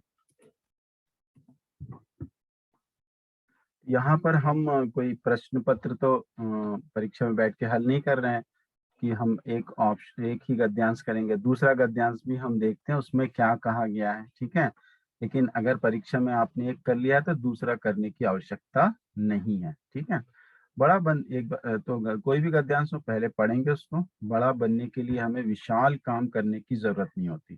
ठीक है, बल्कि प्रत्येक काम में विशालता के चिन्ह खोजने पड़ते हैं। यानी काम छोटा या बड़ा समझ के नहीं करना चाहिए, पूरी जिम्मेदारी से करना है। आप सोचो ये छोटा काम है, ठीक है ऐसे ही कर ले, ऐसा नहीं है, है ना। हर काम को जो है, जो समाज की उपयोगी हो, आपके लिए और सबके लिए उपयोगी हो, छोटे से छोटा काम भी अच्छे से करना है। लगता है ये, मुझे लग रहा है कि ये आसान होगा आपके लिए। अपने अंतर मन में सदैव जिज्ञासा को जन्म देना। जिज्ञासा बहुत ही इंपॉर्टेंट शब्द आया, देखिए शायद इसी के आगे पीछे जो है गद्यांश घूमेगा, तो इस बात को ध्यान रखिए आप। ऐसे शब्दों को अंडरलाइन करके रख सकते हैं आप। दुनिया में ज्ञान का जो बोलबाला है उसमें हमारे कौतूहल की केंद्रीय भूमिका है। इंटरेस्ट है ना, जानने की इच्छा, कौतूहल होना चाहिए। अल्बर्ट आइंस्टीन ने एक बार अपने साक्षात्कार इंटरव्यू में कहा था कि हमारी जिज्ञासा ही हमारे अस्तित्व का आधार है। अच्छा, जिज्ञासा ही हमारा एग्जिस्टेंस है, अस्तित्व है। देखिए जिज्ञासा के बारे में बार बार आ रहा है, बिना प्रश्न के हमारे जीवन में ना गति आएगी और ना कोई रस होगा। तो आइंस्टीन ने कहा, है ना। तो जिज्ञासा बहुत जरूरी है। हमें चिंतन करते हैं तब नई बातें सामने आती हैं। चिंतन करना है, चिंता नहीं, चिंतन, है ना। पॉन्डर, है ना। टेंशन नहीं करना है, चिंतन करना है कि इस चीज का हल क्या होगा। सवाल करने का ही परिणाम है कि नई तकनीक, ऑटोमेशन और आर्टिफिशियल इंटेलिजेंस जैसी चीजें आज दुनिया में आ रही हैं, है ना। चिंतन से ही और जिज्ञासा से ही सारी चीजें, सारी जो डेवलपमेंट है, विकास है, वो चीजें हो रही हैं। सब चुपचाप बैठ जाएंगे चिंता करते हुए तो कैसे होगा, है ना। कोरोना आके आप बोलेंगे अब इसको क्या है भाई, कैसे जाएगा। टेंशन नहीं करते रहते सारे वैज्ञानिक, डॉक्टर्स, तो क्या होता था, दुनिया नहीं बचती थी, है ना। तो वो लोगों ने क्या किया, चिंतन किया और उसकी बीमारी की वैक्सीन निकाली और आज सब सुरक्षित हैं। जब हम कहते हैं क्यों, कैसे, क्या, तब हमारे अंदर की स्नायु, प्राण ऊर्जा और संकल्प एक नई गति और उत्साह के साथ नवीनता की यात्रा करने लगते हैं। आप अगर प्रश्न नहीं करते हैं क्यों, कैसे, क्या, कोई भी चीज देखते हैं आप, तो आपके मन में प्रश्न अगर नहीं आते हैं, है ना, उसको जैसा है वैसा ही समझ लेते हैं, उस पे ही संतुष्ट हो जाते हैं, तो आपका जो नर्वस सिस्टम है, स्नायु जो तंत्र है, वो कार्य करना बंद कर देता है ना। और आलसी बन जाता है। नई ऊर्जा लाने के लिए प्रश्न करना, उनके प्रश्नों के हल खोजना जरूरी है। हमें इस दुनिया की इतनी आदत पड़ चुकी है कि लीक से हटकर सोचना नहीं चाहते, है ना। कई बार सोचते हैं सर चल रहा है ठीक है, यही सब ठीक है, चलती का नाम गाड़ी, ऐसा सोचते, उससे हटकर काम नहीं करना चाहते। करना है कोई विभिन्नता नहीं, ना ही कोई नवीनता। ये कैसा जीवन है जिसमें कोई कौतूहल नहीं और आश्चर्य नहीं। हाँ, इस जगत में हमारी स्थिति एक कीटाणु या विषाणु की तरह है जो अपनी सुखमय व्यवस्था में पड़े रहते हैं। क्या हम ऐसे हैं? लेकिन जो स्वतंत्र होते हैं वे हृदय की आवाज सुनते हैं, जो बड़ा होना चाहते हैं, इस दुनिया और इसकी प्रत्येक घटना, वस्तु एवं स्थिति पर अपना आश्चर्य प्रकट करते हैं। यानी चुपचाप कीटाणु विषाणु की तरह, विषाणु यानी होता है वायरस, जैसे कि कोरोना वायरस, है ना, विषाणु है, कीटाणु बैक्टीरिया। तो हम वो तो नहीं है कि अपने स्थान पे पड़े रहें, है ना? हमें कौतूहल यानी जिज्ञासा, जानने की इच्छा रहना है और समाज में बदलाव लाने की कोशिश करना है। प्रत्येक घटना और वस्तु से परे हटकर सोचने और उसको देखने की कोशिश जो करते हैं, यही बड़ा बन वही बड़ा बनते हैं, वही बड़ा बनते हैं। जिज्ञासा मन और बुद्धि ही दर्शन और विज्ञान की दुनिया बनाते हैं। तो एक वैज्ञानिक बनने के लिए ये सारी बातें होना चाहिए। इसको ज़्यादा मैं एक्सप्लेन नहीं करूँगा, समय उतना नहीं होता है ना? तो भाव तो हमको समझ में आ गया, है ना? तो इस तरह से आप भाव समझ लेंगे, तो आधे प्रश्न अपने आप हल हो जाएँगे। थोड़े प्रश्न जो ट्विस्टेड हैं, भावपूर्ण हैं, वो थोड़ा समस्या आएगी, तो उसको हम करेंगे, है ना? तो अभी देखते हैं सारे प्रश्न कैसे हैं, भाव तो हमने समझ लिया। ठीक है, मैं भी पहली बार आपके साथ ही कर रहा हूँ, ठीक है? ऐसा नहीं कि मैंने पहले से देखा, मैंने जो है ये गद्यांश तो अभी आपके साथ ही कर रहा हूँ, क्योंकि मुझे भी लगता है कि देखते हैं बच्चों के साथ क्या कठिनाइयों का सामना करना पड़ेगा, ठीक है? क्योंकि आपको भी अपठित गद्यांश पहली बार ही प्रश्न पत्र में दिखाई देंगे, तो आप किस तरह से उनको समझना है, अच्छे से पढ़ना है पहले तो, वो सबसे बड़ी आपकी ज़रूरत है। निम्नलिखित में से निर्देशानुसार सर्वाधिक उपयुक्त विकल्पों का चयन कीजिए। प्रत्येक काम में विशालता के चिन्ह खोजने से लेखक का अभिप्राय है। क्या सोचते हैं लेखक कि हर एक काम में विशालता मतलब बड़ा, जो भी छोटा काम नहीं समझना, सबको बड़ा, क्या उससे क्या मतलब है? बड़ा समझना है हर काम को। बड़ी सोच व्यक्ति को बड़ा बनने की प्रेरणा देती है। प्रत्येक काम को महत्व देकर गहराई से समझें। ये ज़्यादा सही दिख रहा है, देखते हैं। प्रत्येक काम को करने के लिए सदैव तत्पर रहें, ये भी सही है, लेकिन गद्यानुसार मुझे हमको ये वाला उत्तर होना चाहिए। प्रत्येक काम का आयोजन बड़े पैमाने, ये तो बिल्कुल ही गलत है, इसको एक्सेप्ट ही नहीं करना चाहिए, है ना? कई बार हम समय खराब करते हैं, छोटे-छोटे काम मतलब ऐसे काम जो ज़रूरत नहीं है, उनको भी बहुत बड़े पैमाने में प्रस्तुत कर देते हैं, जो कि समय, पैसे और हमारी ऊर्जा का भी नुकसान होता है। तो मुझे ये उत्तर लगता है कि प्रत्येक काम को महत्व देना है और गहराई से समझना है। क्या कहते हैं आप? गद्यानुसार तो यही दिख रहा है। यस, यही है उत्तर, ठीक है? आगे बढ़ते हैं। हमने गद्यांश समझ लिया, तो इस तरह से उत्तर भी हम दे सकते हैं। फिर से गद्यांश में जाने की ज़रूरत नहीं पड़ती है, क्योंकि आपको डायरेक्ट उत्तर तो नहीं मिलेंगे वहाँ पर, है ना? भावपूर्ण उत्तर मिलेंगे, तो हम समझ के ही कर सकते हैं। हाँ, कुछ उत्तर जो है देखने के लिए हम गद्यांश में रिटर्न होके देखना पड़ेगा। अस्तित्व शब्द का अर्थ, तो क्या अस्तित्व शब्द का अर्थ देखने के लिए आप गद्यांश में जाओगे? नहीं, वो तो आपको पता होना चाहिए अस्तित्व क्या होता है। विद्यमानता, जिज्ञासु प्रवृत्ति, गतिमान, नवीनता। नवीनता तो नहीं होता, गतिमान नहीं है, जिज्ञासु प्रवृत्ति भी नहीं है, विद्यमानता। जिज्ञासु होंगे तो हमारा अस्तित्व बना रहेगा, एग्जिस्टेंस बना होगा। तो मुझे लगता है कि विद्यमानता, यस यही है, एग्जिस्टेंस, है ना? बिल्कुल सही। आगे बढ़ते हैं। नवीनता की यात्रा करने से हम परंपरागत प्रणालियों से विमुख हो रहे हैं। अच्छा, नवीनता के पक्षधर के रूप में इसकी आवश्यकता के लिए प्रयुक्त तर्क है। नवीनता की यात्रा करना चाहते तो हैं हम, परंपरागत प्रणाली से विमुख हो रहे हैं, जो चीजें हैं वो उनसे बहुत चीजों से दूर हो रहे हैं। तो नवीनता के पक्षधर के रूप में इसकी लेकिन हम नवीनता की तरफ नहीं जाएंगे, तो हम आगे कैसे बढ़ेंगे? तो इसका पक्ष में आप क्या बोलना चाहते हो? उपयुक्त क्या आर्गुमेंट हो सकता है? हमारी मानसिक स्थिति एक कीटाणु या विषाणु की तरह है, तो दिया है गद्यांश में, लेकिन इसके पक्ष में तो नहीं है ये बात। हमारे शारीरिक, मानसिक, चारित्रिक व राष्ट्रीय विकास के लिए है। ये हो सकता है। जो स्वतंत्र मानसिकता वाले होते हैं, वो दूसरों की आवाज़ सुनते हैं, ये इसमें कोई दम नहीं है। जब हम चिंतन करते हैं, तब नई बातें सामने आती हैं। तो ये ज़्यादा सही दिख रहा है, हमारे शारीरिक, मानसिक, चारित्रिक व राष्ट्रीय विकास के लिए आवश्यक है नवीनता, है ना? देखते हैं। यस, तो ये सारी चीज़ें आपको भाव समझ के लिखना है, नहीं तो आप सोचोगे कि ये तो गद्यांश में दिया हुआ है ये लाइन, और ये लाइन भी दी हुई है, यही उत्तर होगा। लेकिन यहाँ भाव समझना था कि नवीनता के पक्ष में आप उसको कैसे जा सकते हो, नवीनता के पक्ष में। ठीक है, तो कुछ बातें ऐसी हैं, तो समझ के ही आप कर सकते हो गद्यांश को। पहला आपका प्रश्न यही है कि गद्यांश के भाव को समझना। ठीक है, लीक से हटकर सोच को विकसित करने के लिए आवश्यक है। लीक से हटना जो मतलब जो सब कुछ चल रहा है उससे थोड़ा हटके सोचने के लिए सुखमय व्यवस्था, हृदय की बात सुन, अंतर मन में सदैव जिज्ञासा।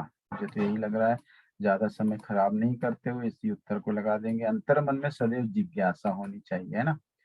तो 4 प्रश्न कर लिया आप। अभी इसमें तो पांचों कर पाए, ठीक है, इसमें कोई ऑप्शन नहीं है। ठीक है, जिज्ञासा ही हमारे अस्तित्व के आधार की परिचायक है, क्योंकि यह जिज्ञासा ही हमारे अस्तित्व को बनाए रखती है। फिर से रिपीट हो गया जैसे आंसर क्वेश्चन, है ना। परिचायक है क्योंकि यह क्या होता है, व्यक्ति को नए जमाने का वैज्ञानिक दर्शाती है। शारीरिक मानसिक रूप से क्रियाशील रखती है, ये हो सकता है। आर्टिफिशियल इंटेलिजेंस की उपयोगिता दर्शाती है विश्वव्यापी, तो ये ज्यादा सही दिख रहा है। देखिए, देखते हैं, ये देखिए बिल्कुल सही है, यह भी भावपूर्ण उत्तर था। अगर आपने गद्यांश ठीक से नहीं समझा होगा तो ये उत्तर देना भी आपके लिए थोड़ा मुश्किल हो सकता है। ठीक है, तो हमने देखा कि पहले प्रश्न के दोनों गद्यांश आसान ही थे अगर आपने भाव समझे हो तो। अब दूसरे प्रश्न के 2 गद्यांश बचे हुए हैं, उनको करते हैं। ठीक है, तो ये कहाँ पर होंगे, इधर पे होंगे ना। देखते हैं, पहला गद्यांश देखते हैं कैसा है। अगर आपको लगता है कि पहला गद्यांश ही आसान है तो उसको कीजिए, दूसरा छोड़ दीजिए, है ना। ठीक है, मतलब दूसरे प्रश्न में भी 2 गद्यांश रहेंगे ना, आपको उसमें से एक करना है। पहला वाला अगर आपको पढ़िए, उसको समझिए, अगर समझ में आ जाता है भाव, जैसे कि शर्त है भाव समझ में आना चाहिए, क्योंकि प्रश्नों को हल करने के लिए भाव की समझ अगर आपको रहेगी तो सारे प्रश्न के उत्तर आप सही दे पाओगे। तो बार बार मैं यही जोर दे रहा हूँ कि भाव को जरूर समझें। चलिए पढ़ते हैं फिर। जानवरों में गधा सबसे बुद्धिहीन समझा जाता है ना। मूर्ख को अगर बताना है किसी को तो गधा बोल देते हैं। हम जब किसी आदमी को पहले दर्जे का बेवकूफ कहना चाहते हैं तो उसे गधा कहते हैं। ठीक है ना। गधा सचमुच बेवकूफ है या उसके सीधेपन, उसकी निरापद सहिष्णुता ने उसे यह पदवी दी है, इसका निश्चय नहीं किया जा सकता। गायें सींग मारती हैं, ब्याई हुई गाय तो अनायास ही सिंहनी का रूप धारण कर लेती है। कुत्ता भी बहुत गरीब जानवर है, लेकिन कभी कभी उसे भी क्रोध आ ही जाता है, लेकिन गधे को कभी क्रोध नहीं सुना, क्रोध करते नहीं सुना ना देखा। तो इसके बेवकूफी के कारण, या वो कुछ भोला है, या फिर सब कुछ सहन कर लेता है, ऐसा है क्या। बाकी सभी जानवर तो क्रोध करते हैं, गधे को कभी नहीं देखा ना सुना। जितना चाहो उसे मारो, चाहे जैसी खराब सड़ी हुई घास सामने डाल दो, उसके चेहरे पर कभी असंतोष की छाया भी नहीं दिखाई देगी। वैशाख में चाहे एक आध बार कुलेल कर लेता हो, वैशाख के महीने में भले कुछ खुश हो लेता हो, पर हमने तो उसे कभी खुश होते नहीं देखा। उसके चेहरे पर एक स्थायी विषाद छाया रहता है, दुख छाया रहता है। सुख दुख हानि लाभ किसी दशा में भी उसे बदलते नहीं देखा। ऋषि मुनियों के जितने गुण हैं वह सभी उसमें पराकाष्ठा को पहुंच गए हैं। हम जो एक्सपेक्ट करते हैं, जो अपेक्षा करते हैं कि ऋषि मुनियों में ये गुण होते हैं, है ना, एक ये सारे गुण, शांत रहना, सब कुछ सहन सहन कर लेना, है ना, दूसरों के बारे में बुरा नहीं करना, है ना, और सुख सा हो चाहे दुख हो समान रहना, यानी समानता की जो भावना होती है वो ऋषि मुनियों में हम समझते हैं होगी। तो वैसे गुण गधे में है, पर आदमी से बेवकूफ कहता है। सद्गुणों का इतना अनादर कहीं नहीं देखा। हम्म, अच्छे गुणों का अपमान ऐसा कहीं पे नहीं देखने को मिलता। कदाचित शायद सीधापन संसार के लिए उपयुक्त नहीं है, शायद ये बात है। तो ये जो दूसरे प्रश्न में जो पहला जो गद्यांश है, मुझे तो बहुत सरल दिख रहा है, सारी बातें आसानी से समझ में आ जा रही हैं, ज्यादा कठिन शब्द भी नहीं आए हैं, अगर आए भी हैं तो वाक्य के आधार पर हम उन शब्दों को समझ पा रहे हैं। मुझे लगता है कि ये गद्यांश करने के लिए बहुत ही उचित है। ठीक है, लेखक ये निश्चय नहीं कर पाता कि गधा बेवकूफ है या सीधा, क्योंकि उसके अनुसार गधा अपने पराये की भावना से परे है। गधा क्रोध व कुलेल नहीं करता, वह सीधा व सहिष्णु होता है। गधे के चेहरे पर हर्ष व विषाद होता है। हर्ष और विषाद कैसे हो सकता है? यह प्रश्न का उत्तर जो है ये होना चाहिए, ठीक है ना? क्या बोलते हैं आप लोग? यस, ये होना चाहिए। देखते हैं हम उत्तर क्या छिपा हुआ है। हाँ, गधा सीधा है और सहिष्णु है, इसलिए जो है निश्चय कर पाता है, लेखक निश्चय नहीं कर पाता कि वो बेवकूफ है या नहीं है। गधे में ऋषि मुनियों के कौन से गुण देखने को मिलते हैं? जब तक तो नहीं करता वो। समानता का भाव, शायद ये हो सकता है। संतोष की भावना ऋषि मुनियों में नहीं होती। कुलेल, खुशी करना। तो मुझे लगता है कि उत्तर क्या होना चाहिए? यस, समानता का भाव, है ना? यही उत्तर होगा। आशय इस पर अर्थ है, यहाँ पे तो आपको जो है कभी भी गद्यांश में जाके देखने की आवश्यकता नहीं है। अगर आपने गद्यांश जो है समझ लिया है तो इस प्रश्न का उत्तर दे सकते हैं। आशय स्पष्ट कीजिए, मतलब आप भाव बताना है इसमें। उसके चेहरे पर एक स्थायी विषाद छाया रहता है। उसका चेहरा आप देखो ना, गधे को आप देखो कि बहुत ही निराश, उदास, है ना, गमगीन, ऐसा कुछ दिखाई देगा वो। देखते हैं। गधा सदैव चुप रहता है, उसे खुश होते हुए कभी नहीं देखा गया।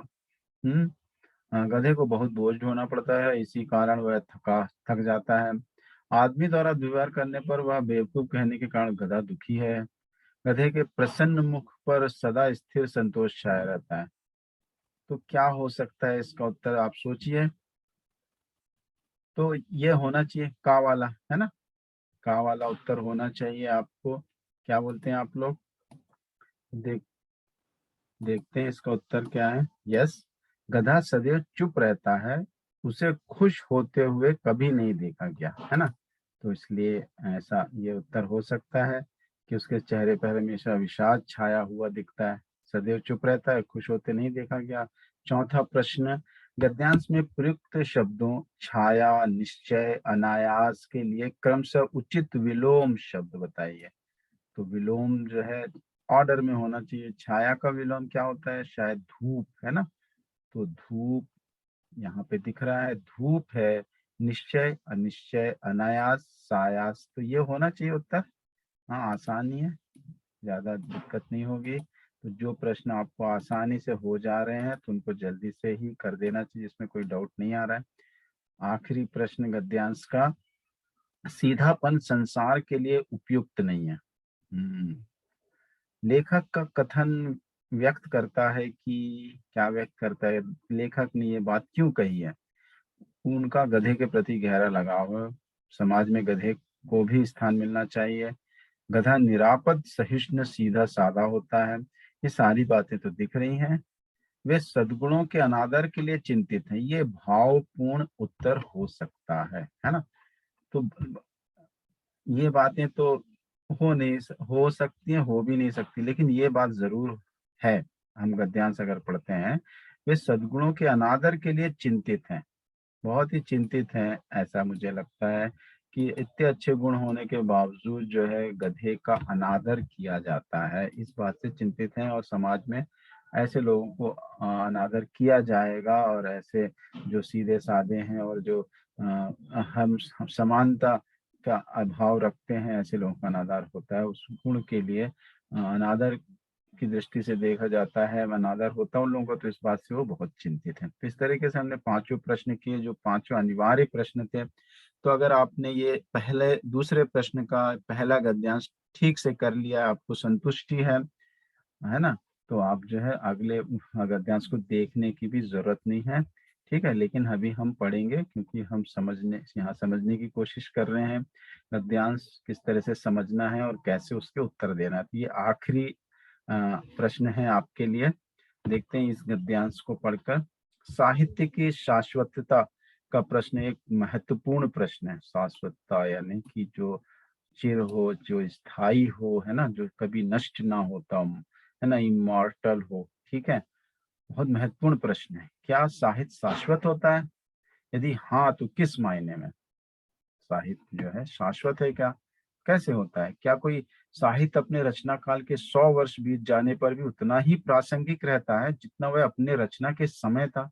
आज से 1000 साल, 500 साल पहले जो कुछ लिखा गया, क्या वो आज भी उतना ही प्रासंगिक है? आज के समय भी उतना लागू होता है? हैं बहुत सारा साहित्य, जैसे हम कबीर, सूरदास, तुलसीदास, है ना, रहीम और बिहारी और बहुत सारे, प्रेमचंद, उनका साहित्य आज पढ़ते हैं तो भी प्रासंगिक है। वो आज के समाज में भी वो उतने ही प्रभाव प्रस्तुत कर रहे हैं जितना पहले था। तो होता है ऐसा। अपने समय का अपने समय या युग का निर्माता साहित्यकार क्या 100 वर्ष बाद की परिस्थितियों का भी युग निर्माता हो सकता है? प्रश्न है ये लेखक का। समय बदलता रहता है, परिस्थितियां और भावबोध बदलते हैं, साहित्य बदलता है और इसी के समानांतर पाठक की मानसिकता और अभिरुचि भी बदलती है। साहित्यकार की सोच बदलती है तो साथ में जो समाज है, जो पाठक पढ़ने वाला है, उसकी मानसिकता के अनुसार ही लेखक भी कई बार लिखते हैं। तो सारी चीजें एक समानांतर तरह से, पैरेलल तरीके से बदलती रहती हैं। अतः कोई भी कविता अपने सामयिक परिवेश के बदल जाने पर ठीक वही उत्तेजना पैदा नहीं कर सकती जो उसने अपने रचना काल के दौरान की होगी, है ना। तो ये बात सच हो सकती है ना, कि आज के समय में जो कविता लिखी गई है, तो आज कोरोना का समय चल रहा है, तो अगर ये कविता एक 10 साल के बाद, 5 साल के बाद पढ़ी जाए, तो शायद उस समय के लोगों को ये कविता उतनी प्रभावित ना कर सके। ऐसा हो सकता है। कहने का तात्पर्य है कि एक विशेष प्रकार के साहित्य की श्रेष्ठ अस्तित्व मात्र से वह साहित्य हर युग के लिए उतना ही विशेष आकर्षण रखे, ये आवश्यक नहीं है ना। हर साहित्य हमेशा जो है उतना ही प्रासंगिक हो, उतना ही महत्वपूर्ण हो और उतना ही लोगों को प्रभावित करे, ऐसा जरूरी नहीं। हो भी सकता है, नहीं भी।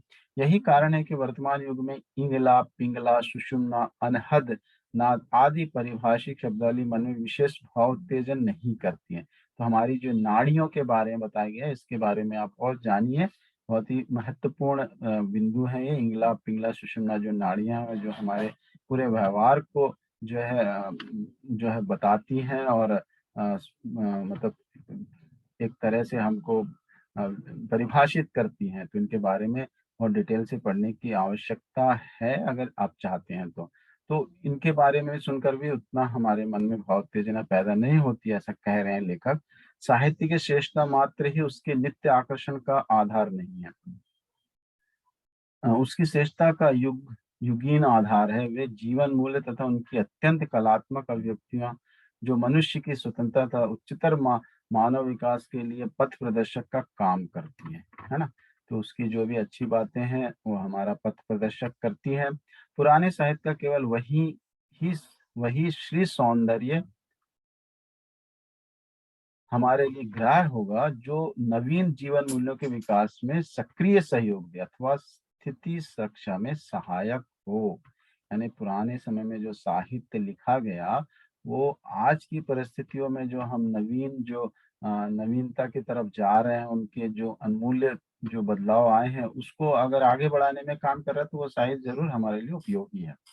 कुछ लोग साहित्य की सामाजिक प्रतिबद्धता को अस्वीकार करते हैं, है ना। वे मानते हैं कि साहित्यकार निरपेक्ष होता है और उस पर कोई भी दबाव आरोपित नहीं होना चाहिए, किंतु वे भूल जाते हैं कि किसी साहित्य के निर्माण की मूल प्रेरणा मानव जीवन में ही विद्यमान रहती।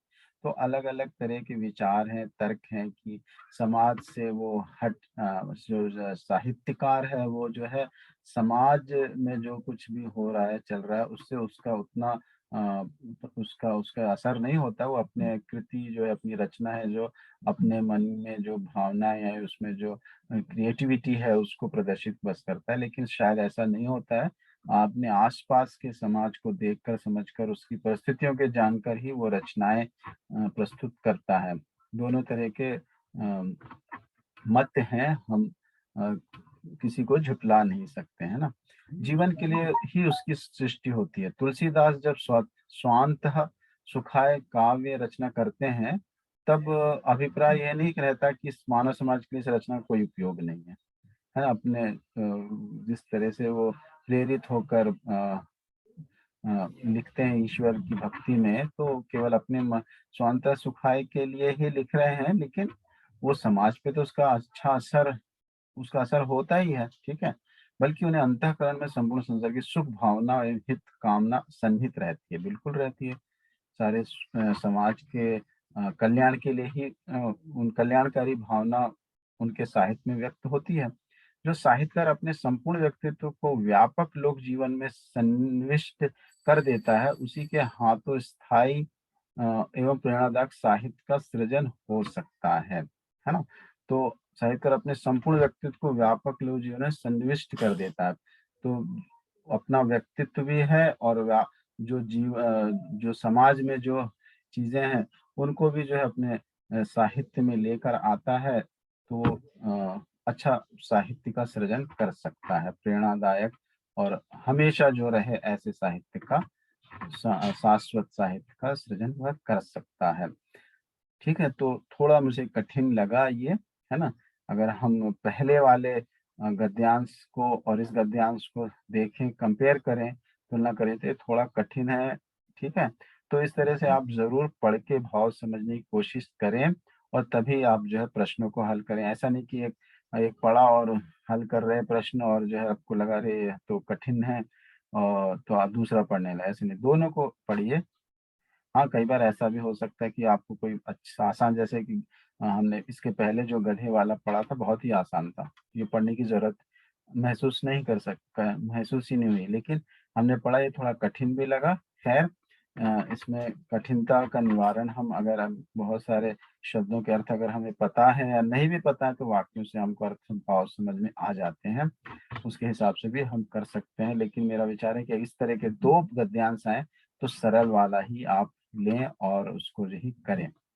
साहित्य की श्रेष्ठता का निर्धारण सुनिश्चित करता है कि वह व्यक्ति को बहुमुखी प्रतिभा का धनी बनाता है, लोक व्यवहार की परिकाष्ठा का प्रतिक्रिया देता है, सांस्कृतिक एवं ऐतिहासिक विरासत को बाधित करता है, पथ, प्रशस्त और कर मूल्यों का समावेशन करने करके कला भाव जगाता है ना? पथ प्रशस्त करता है हमारा, ये बात हमने पढ़ी थी कि हमारा पथ प्रदर्शन करने में साहित्य हमारा साथ देता है। तो यही होना चाहिए इसका उत्तर, है ना? है ना? ये प्रशस्त कर मूल्यों का समावेशन करके कला भाव जगाता है, बिल्कुल सही है, ठीक है ना? तो अगला प्रश्न देखते हैं, दूसरा प्रश्न इस गद्यांश का पठित गद्यांश का। नवीन जीवन मूल्यों के विकास में सक्रिय सहयोग से आशा है। जो नए जीवन मूल्य है उस वो विकास में सक्रिय सहयोग करते हैं। क्या मतलब है उसका? स्वांतः सुखाय की कामना कर आगे बढ़ना, श्री सौंदर्य को प्राथमिकता देकर आगे बढ़ना, नवाचार व मूल्यों को आत्मसात करके आगे बढ़ना, वर्तमान में साहित्य के माध्यम से आगे बढ़ना। क्या हो सकता है? इसका उत्तर इसका उत्तर मुझे लगता है नवाचार व मूल्यों को आत्मसात करके आगे बढ़ना, है ना? जो नए-नए विचार आ रहे हैं, है ना? जो व्यवहार में चीज़ें आ रही हैं उनको और मूल्यों को हम ग्रहण करें और आगे बढ़ें, है ना? यही होना चाहिए। यस, नवाचार व मूल्यों को आत्मसात करके आगे बढ़ना। नवाचार यानी होता है इनोवेशंस जो है ना?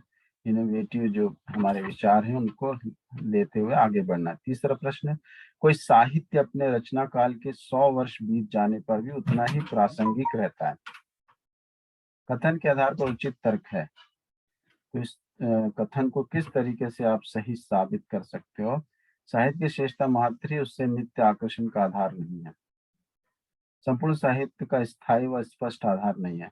लोक कल्याणकारी, स्थायी एवं प्रेरणादायक साहित्य होने की दशा में पारिभाषिक शब्दावली द्वारा स्पष्टीकरण करने की दशा में। तो यहाँ पे देखिए ये ग वाला लोक कल्याणकारी, लोगों के लिए अच्छा हो, भलाई के लिए हो, स्थायी हो और प्रेरणादायक साहित्य होने की दशा में, जैसे कि हमने पढ़ा, है ना? तो ये उत्तर होना चाहिए। देखते हैं हम ये उत्तर है या नहीं है। ज़्यादा उपयुक्त यही उत्तर दिख रहा है। अभी देखते हैं। बिल्कुल यही उत्तर है। लोक कल्याणकारी साहित्य स्थायी एवं प्रेरणाप्रद साहित्य होने की दशा में वो जो है 100 वर्ष तक भी जीवित रह सकता है, शाश्वत रह सकता है। साहित्यकार निरपेक्ष होता है और उस पर कोई भी दबाव आरोपित नहीं होना चाहिए। कथन किस मनोवृत्ति को प्रकट करता है? क्या चीज़ बताता है ये कथन? है ना? कि वह समाज से जो है जुड़ के नहीं हो सकता, वो सामाजिक कार्यकर्ता की विचारधारा, साहित्य को शास्त्रीय क्रियाशील विचारधारा, समाज के प्रति वचनबद्धता का अभाव, निरपेक्ष व्यक्तियों की सकारात्मकता। क्या हो सकता है? तो मुझे मुझे तो लगता है कि ग होना चाहिए, समाज के प्रति जो है, समाज के प्रति वचनबद्धता का अभाव हो सकता है। ये तर्क सही हो सकता है, देखते हैं। यह समाज के प्रति वचनबद्धता का अभाव, ठीक है। आखिरी प्रश्न है आपका गद्यांश का। गद्यांश में प्रयुक्त मानव जीवन समस्त पद का विग्रह एवं समास भेद होगा। देखिए यहाँ भी एक समाज से संबंधित प्रश्न पूछ लिया, तो समस्त पद का विग्रह कीजिए, मानव जीवन का विग्रह करिए। समस्त पद है ना, मानव जीवन, इसका विग्रह कीजिए। तो मानव या जीवन, मानव का जीवन, मानव रूपी जीवन, मानव जो जीवन जीता है, क्या हो सकता है? मानव का जीवन ये होना चाहिए, और तत्पुरुष समास, है ना। तो देखते हैं, यस, मानव का जीवन। तो तत्पुरुष समास में कारक चिन्ह आते हैं, इस बात को आपने सीखा भी होगा। तो इस तरह से जो है हमने एक सैंपल पेपर हल किया, और इसमें क्या अड़चनें आएंगी और किस तरह से आपको ये इन अड़चनों का सामना करना है, और पूरा प्रश्न पत्र ठीक तरह से हल करना मैंने समझाने की कोशिश की, है ना। कौन से प्रश्न में कितना समय देना है, और कौन से प्रश्न अटेम्प्ट करना है पहले, वो सारी चीज़ें बताई। और हाँ, एक बात, ओएमआर शीट के प्रति भी जो है बहुत ही कन्फ्यूज़न है। तो ओएमआर शीट कैसी होंगी, इसके प्रति भी बहुत ही गलतफ़हमियाँ हैं। तो कैसी होगी ये एग्ज़ाम के दिन पता चल जाएगा, लेकिन अभी जो हम देख रहे हैं बहुत सारे ग्रुप्स में आ रहे हैं जो ओएमआर शीट इस तरीके के हैं, है ना? तो ये सारी चीज़ें तो आप अपने हिसाब से, आप जैसे नाम है, आपका स्कूल का नाम है, डेट है, ये सारी चीज़ें तो आप अपने हिसाब से भरना ही है। लेकिन यहाँ पर जो है, जो कन्फ्यूज़न है कि क्वेश्चन नंबर ऑर्डर में रहेंगे 1 टू 54 तक, या फिर इस तरह से रहेंगे खंड का में, इसमें 5 प्रश्न फिर अथवा करके फिर 5 प्रश्न, है ना? किस तरह से रहेगा इसमें, इस ओएमआर शीट में इस तरह से दिया हुआ है। तो यहाँ पर प्रश्न कैसे है, ओएमआर शीट कैसी होगी, कैसी नहीं होगी, इसमें ज़्यादा ध्यान ना दें।